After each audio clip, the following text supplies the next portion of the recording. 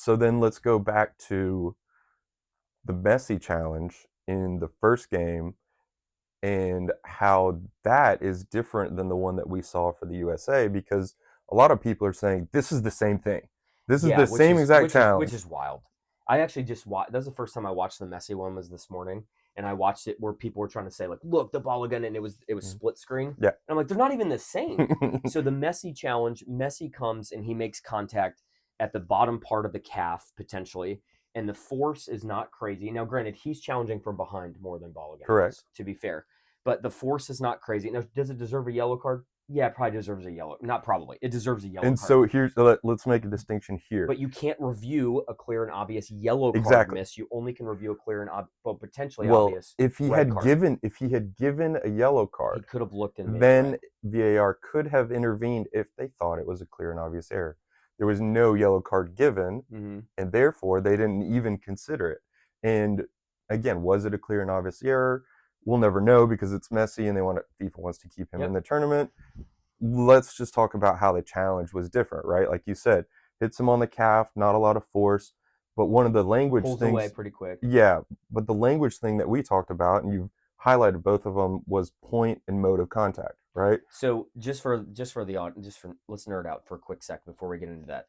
Four categories for red cards, Yep. right? You have uh, denying an obvious goal scoring by handling, which they may have changed it to handball now. Denying an obvious goal scoring by foul, so that's Mm-hmm. challenging for the ball. Now they have subcategories where it's inside the or outside the penalty Yep. area and Yep. inside. There's actually an opportunity for it to be a yellow now, which is odd still to this day. You have serious foul play and you have violent conduct. The difference between serious foul play and conduct and then college is fighting. But the difference between serious foul play and conduct is that serious foul play is challenging for the ball. Violent conduct is the ball's not there. Yeah. If I So punch there's you in the usually way face, more malice involved in the violent conduct right? piece. You do not have to have any sort of malice necessarily with serious foul play. So Yep. there's when people keep saying you have malice or you don't or Mm-hmm. whatever, I'm like, cool, that is a consideration, Yep. but that's not the only consideration, right? Mm-hmm.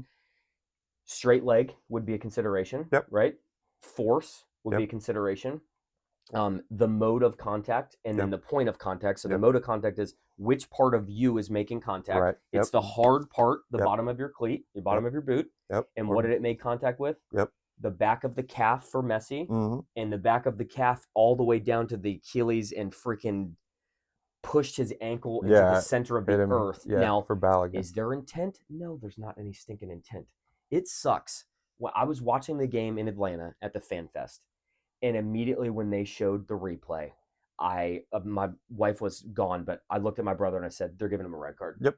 And there wasn't anybody. I mean, I'm sure there was another person, but there was no one in there that knew what was coming, and I knew it. I'm like, they're giving him a red card. Correct. There's no way they're not, and he's freaking awesome. Balgun is a Yep. baller, dude. Yeah. I was at Barrel House Ballroom downtown with some friends, and there's a bunch of people in there, and everyone's losing their mind. And the second they went to VAR, people started asking me, and it's great to watch games with new fans or people who don't necessarily know the rules, but it gets exhausting. First of all, you just Yeah. get asked questions the entire game.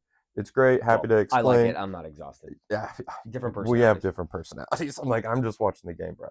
But immediately, people are like, are they going to give it to him? Why would they give it to him? I'm like, yeah, they're going to give It's him gonna red. happen. And then after the game, even more people, because there were people in there that I knew on the other side, they were like, is that a red card? I don't think it's a red card. Do you think it's a red card? I was like, yeah, it's a red card. And then they immediately go in on me. I was like, well, why'd you ask? Yeah. Like, you wanted my professional opinion. I gave you my opinion. You just don't want that to be true. But I think we're both on the same page. That's a red card, but it is different than the Messi foul.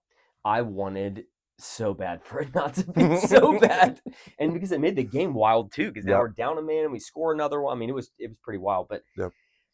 they're obviously so the challenge is relative. It's from the side, kind of behind. He's challenging for the ball.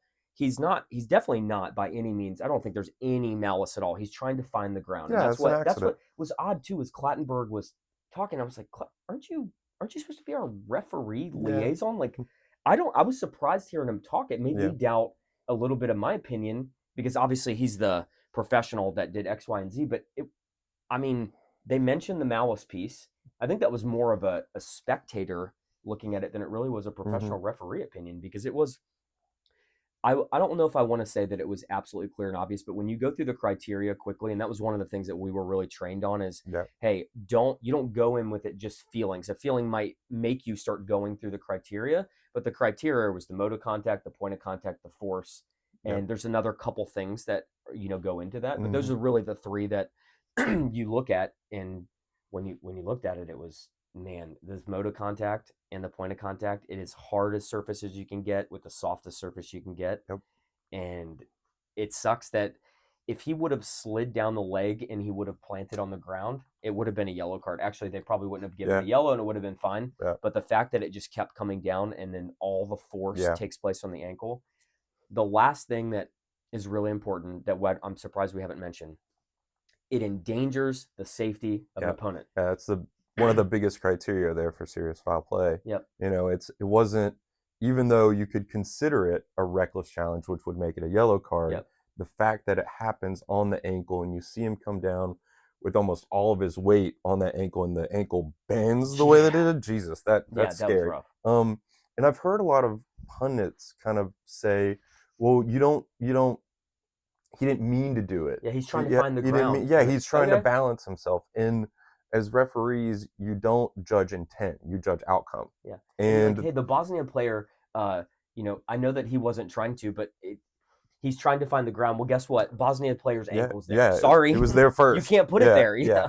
And so you imagine in a different outcome of that situation, that dude breaks his ankle, and that's something that gets considered as well, because going back to your point, it endangered his safety. He could have broken his ankle, and when you look at it like that, I know it's difficult It looked like in he real did, time. honestly. Yeah, The exactly. problem is 10 minutes later, he's running back on the field, and that's where Right, everybody's yeah, and losing their mind. everyone's And fine. like anybody who's played sports, you know that you can get a crazy stinger. You Mm, can spray on the magic spray. yeah, You can do some stuff, and your adrenaline can get you going. correct. His ankle is probably Oh black yeah, and blue. yeah, All and right, it's probably it's black and gonna blue. hurt Yeah, you the other can't day. judge it based on the adrenaline, all the endorphins hit. You're at the World Cup, and you're like, I gotta go. Hmm. You can't judge that. Yeah, so it's interesting to see.